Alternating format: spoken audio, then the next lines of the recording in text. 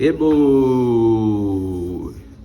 Ó, esse não é um vídeo confortável para eu fazer, não é um vídeo legal, mas eu acho que é um vídeo importante de fazer, né? Vou falar sobre essa fatalidade que aconteceu ali perto do Cânion do Peixe Tolo, ali na Cachoeira do Bocane, Conceição, que é aqui na nossa região turística da Serra do Cipó.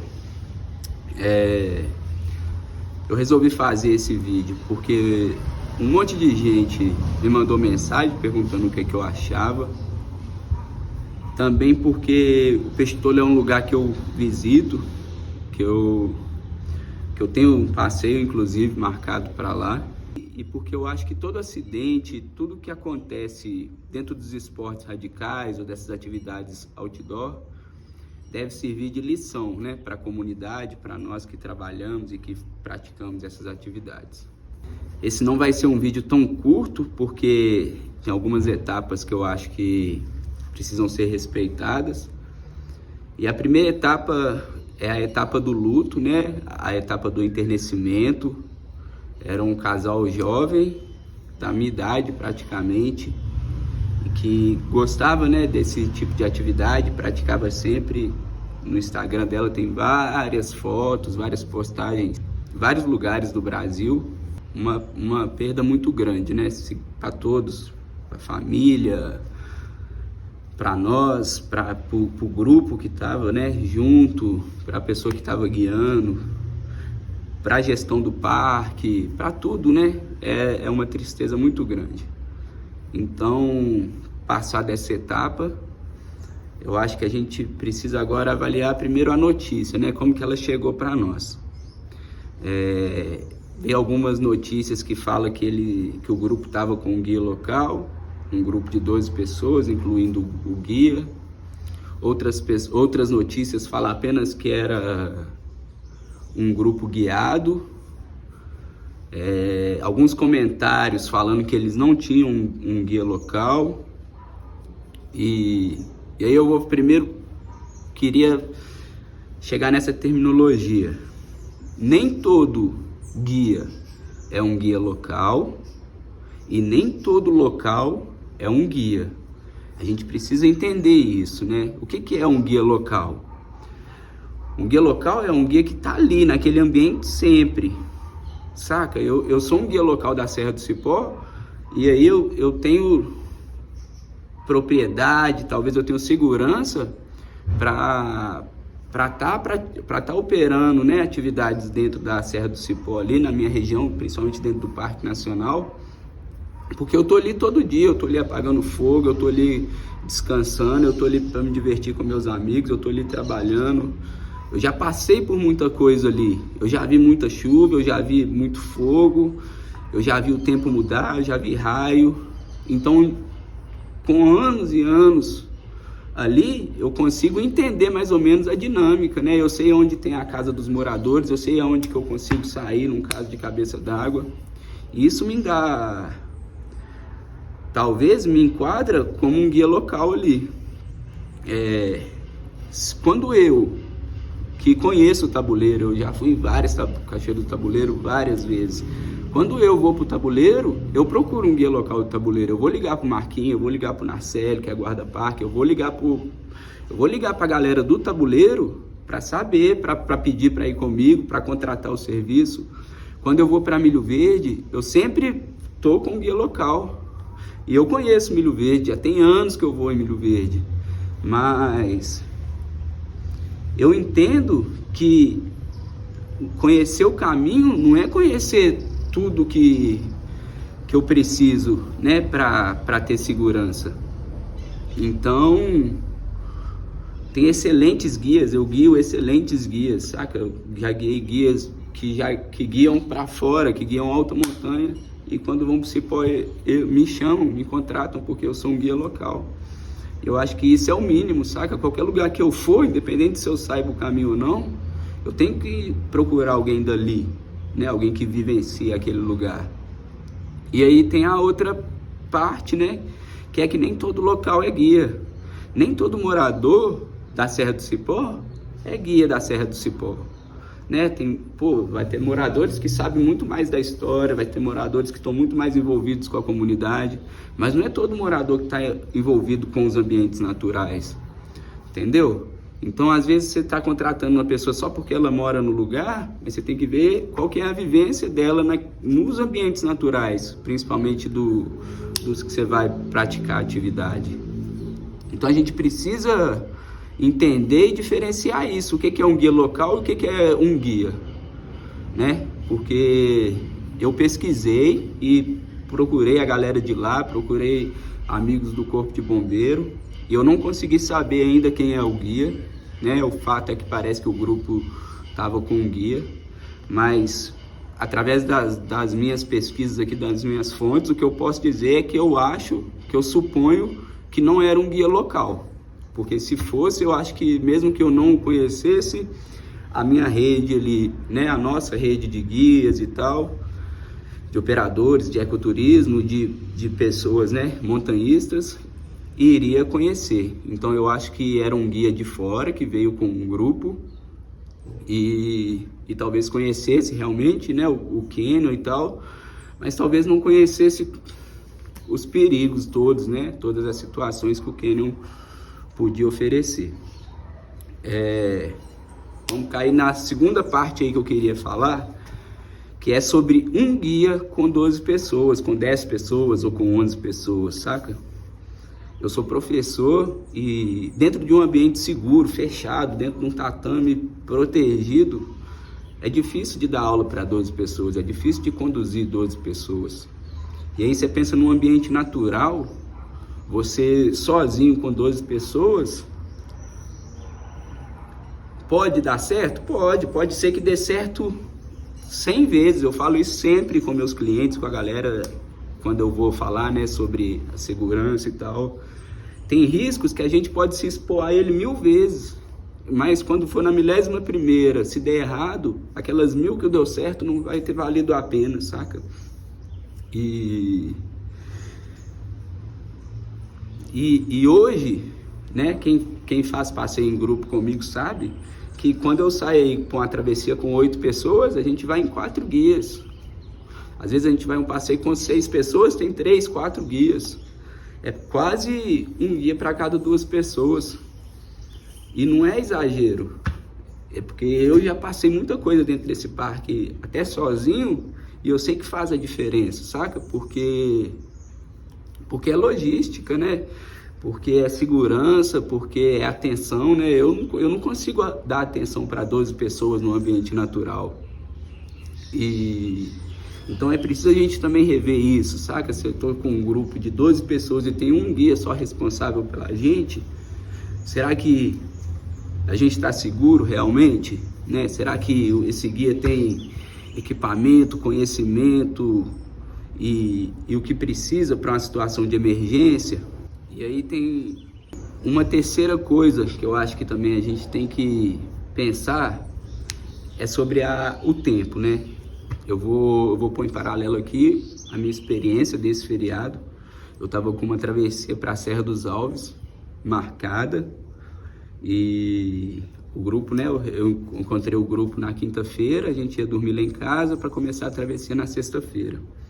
Deu aquela chuva muito forte na quarta-feira em BH, né? No Cipó ela chegou um pouco depois, já na quinta-feira. E aí quando a gente chegou lá no Cipó, tinha uma previsão de 25 milímetros de chuva. Eu já sabendo que lá nos Alves, no Rio Tanque, lá não tem a ponte, sabendo que a gente ia ter que cruzar alguns rios, né? Sabendo que os pontos de apoio são rudimentares e que a gente precisaria de água potável, e com chuva a água potável vai ficar mais difícil. Eu tive que tomar uma decisão difícil, assim, né? Que na quinta-feira eu juntei o grupo, já lá em casa, tinha pessoas de outro estado, e falei com eles, olha, a previsão é essa, o tempo mudou, realmente eu nunca tinha, né, visto chuva assim na Semana Santa, dessa forma, e eu acho que como a gente tinha um feriado na segunda-feira, eu achei prudente propor para eles adiar a travessia um dia. E a gente começaria, em vez de começar na sexta, faria sábado, domingo e segunda. E todos eles concordaram. Aí, na sexta, a gente fez um passeio no Cipó, e aí vem aquela pergunta, né? Até deles mesmo. Mas se a gente não pode ir, por que a gente vai fazer um passeio no Cipó? Aí vou voltar naquilo tudo. Porque eu, como guia local, eu sei que eu estando no Cipó, que eu indo na farofa de cima, igual eu fui, ou estando ali dentro do parque, eu tenho condições de... Não só eu, né? Porque o Lenin estava comigo. Nós juntos tínhamos condições de minimizar todo o risco, saca? Se chovesse, a gente teria como escapar, a gente teria equipamento para sair, a gente sabia onde que estava a casa dos moradores. Então, a gente fez esse passeio na sexta. Aí, quando na sexta acabou o passeio, nós chegamos em casa. Aí tinha uma previsão com alerta de risco, né? De tempestade, raios e trovões. E aí eu fui ver a previsão, né, na milimetragem. E aí na Serra do Cipó tinha uma previsão de 8 milímetros de chuva, que é considerado uma chuva fraca. E no alto da serra, virando para a Serra dos Alves, Altamira, tinha uma previsão de 23 milímetros, que é considerado quase uma tempestade. Eu, com o coração partido, repito mais uma vez, tinha pessoas de outro estado que tinham vindo para fazer a travessia comigo. Eu reuni eles mais uma vez e falei, olha, a previsão é essa agora. A gente tem uma previsão de tempestade, raio. Lá em cima, uma previsão de que vai chover muito. Eu, como guia, não era o melhor, saca? A melhor decisão financeiramente falando.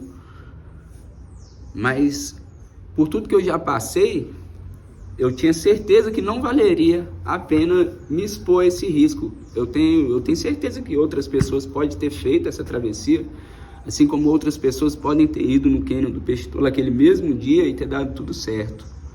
Mas é isso, né? Às vezes só precisa dar errado com uma pessoa, com um grupo, e já vai ser uma tragédia. Eu falei com eles, falei, olha, eu acho que o mais prudente, o mais seguro para nós todos, e o que vai ser melhor é a gente não fazer a travessia, a gente ficar aqui no Cipó, a gente se hospeda aqui em casa mesmo, e aí eu consigo todo dia a gente sair, fazer atividade ao ar livre, né, acompanhando a previsão, avaliando com o nosso conhecimento o que é melhor. Com essa previsão dá para fazer isso, com essa previsão dá para fazer aquilo, que eu acho que eles iriam desfrutar muito mais do que de repente fazer uma travessia toda na chuva. E aí tomei essa decisão, e eu tô contando essa história porque eu acho que são pequenas decisões, saca? Porque foi amargoso para mim tomar essa decisão, mas são pequenas decisões que evitam os grandes acontecimentos, né? Eu acho que teve um alerta, né, da gestão do parque, pelo que eu sei, os moradores também. Eu tinha amigos que estavam lá no Cipó, o Rodrigo estava lá para fazer o cânion do Peixe-Tolo no dia da chuva, e ele viu a previsão do tempo e ele decidiu não fazer. Eu já soube que todos os moradores estavam recomendando para não fazer o passeio. E às vezes você vai tomando pequenas decisões, isso dá para fazer, isso não dá para fazer. Aí um guia, 12 pessoas, talvez um guia que não tivesse tido experiência ainda com chuva ali no cânion, que resolveu ir mesmo com previsão de chuva, é uma caminhada no leito de rio, tudo fica mais lento, né, mais difícil correr. Uma sucessão de decisões erradas, eu vou falar erradas porque, né, mas eu acho que a gente tem que, eu vou falar errada, mas a gente tem que saber que mesmo que fossem decisões certas, é um ambiente de risco, né, um ambiente exposto.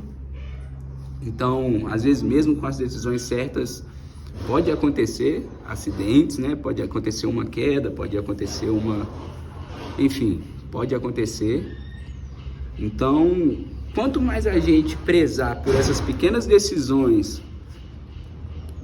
saca? Desde a escolha do guia, desde o lugar que vai, desde o dia que vai, desde o que levar de equipamento, de realmente qual ponto parar, qual ponto continuar, será que aqui é o limite? Quantas vezes eu já saí com grupos e vai ter várias pessoas aí falando assim, nós vamos em tal lugar, e chegar em um lugar antes daquele lugar e eu falar, olha galera, hoje vai ser aqui, às vezes pelo horário, às vezes pelo tempo. São pequenas decisões que evitam grandes acontecimentos. Eu queria terminar falando que o Cânion do Peixe Tolo é um lugar lindo, o Parque do Intendente, a Serra do Intendente, a Cachoeira da Bocaina, a Cachoeira do Tabuleiro. São lugares lindos, são lugares que você pode vivenciar coisas incríveis com muita segurança.